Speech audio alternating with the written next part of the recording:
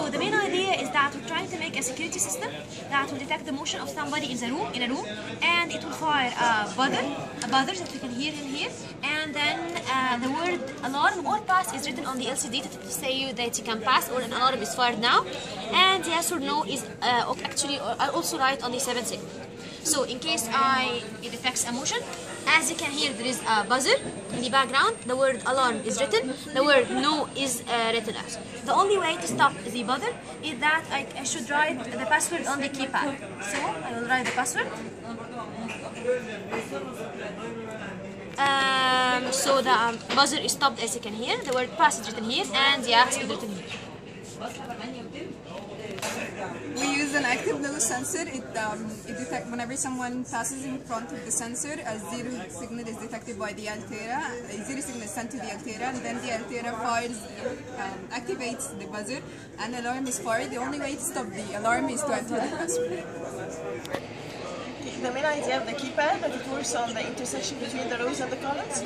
So when the first 4 wires are for the rows and the other 4 are for the columns. When I click a number, it says that this row was activated through one of these wires and one column was activated through these wires. It sends this binary number to the Altera through an array of inputs, so the Altera knows which button was pressed.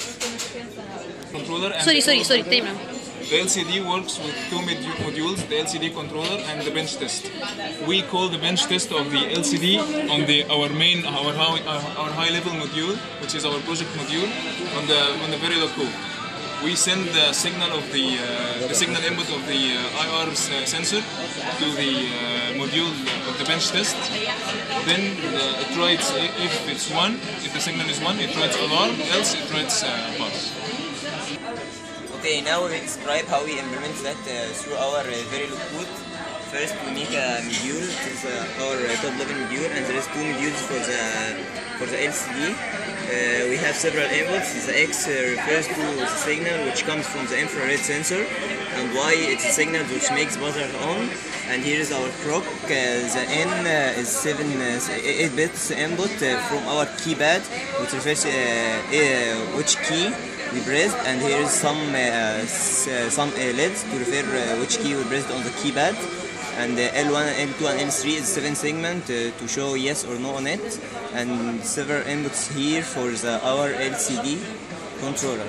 Now we'll go through our code. Here is the block which makes our infrared works with our buzzer. If the signal from the infrared is 0, so we make our buzzer as 1 because it is active low, else we make it 0. And here is our code for the LCD, for the keypad. The input is the input which comes from the keypad. The first 4 bits indicates for the rows, and the second 4 bits for the columns. And here we use an output LED to show which key we pressed on the keyboard.